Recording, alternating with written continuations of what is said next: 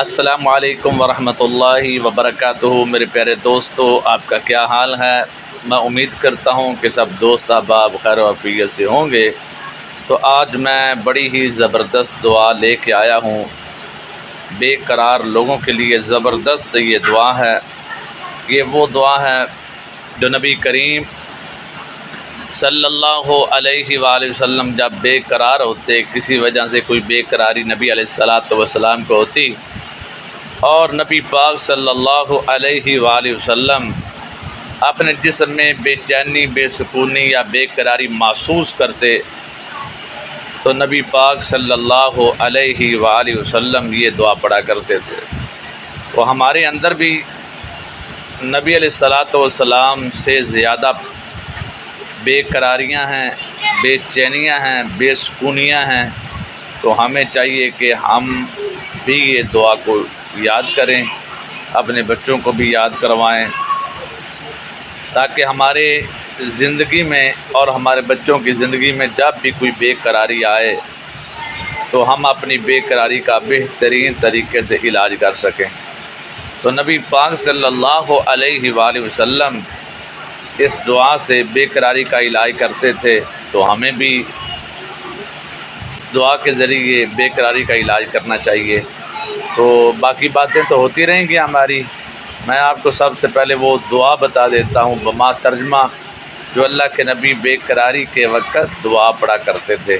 تو آئیے چلتے ہیں اسکرین پر، سب سے پہلے آپ دعا یاد کر لیں۔ بے قراری کے وقت کی دعا۔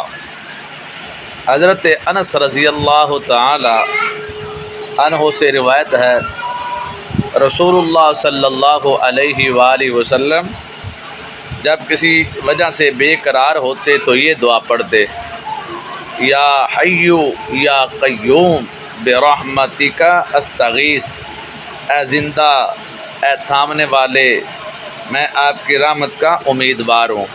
تو سب سے پہلے میں جو حدیث کے الفاظ ہیں وہ آپ کے سامنے پڑھے، اور اس کے بعد حدیث کا ترجمہ۔ مشکاۃ شریف میں یہ حدیث آتی ہے۔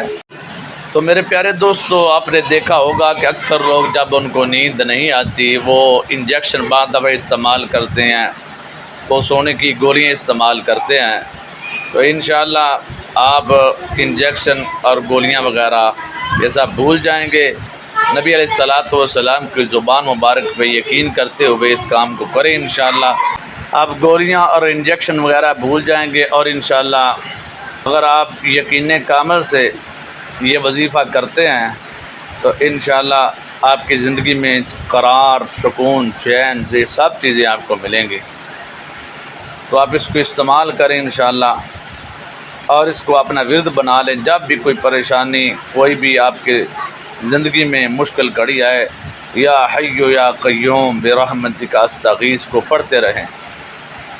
انشاءاللہ یہ کلمات پڑھنے کی برکت سے اللہ تعالیٰ وہ بڑی سے بڑی بے قراری، بڑی سے بڑی بے چینی اللہ کے رحمت سے وہ ختم ہو جائے گی۔ اپنے نیک دعاؤں میں مجھے یاد رکھیے گا، اپنا بہت سارا خیال رکھیے گا۔ السلام علیکم۔